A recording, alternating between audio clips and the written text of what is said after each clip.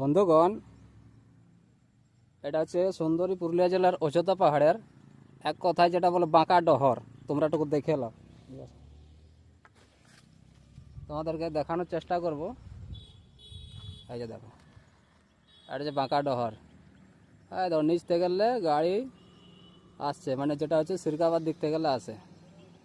তোমরা যদি যারা বাইরের থেকে আসছো এই বাঁকা ডহরের সৌন্দর্য উপভোগ করতে চাও, তাহলে তোমাদেরকে অবশ্যই পুরুলিয়া থেকে বেরিয়ে টামনা হয়ে সিরকাবাদ দিয়ে রাস্তা আসতে হবে, তাহলে এই বাঁকা ডহরের দৃশ্য তোমরা পাবে।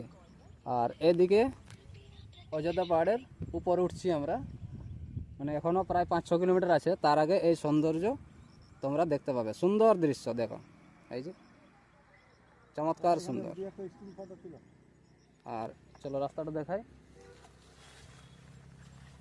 এই যে পাহাড়ি রাস্তা উঠে গেছে সোজা অযোধ্যা পাহাড়ের উপরে, আর আমরা এলাম এদিক থেকে। চলো, ভালো থাকবে, সুস্থ থাকবে, টাটা, বাই বাই।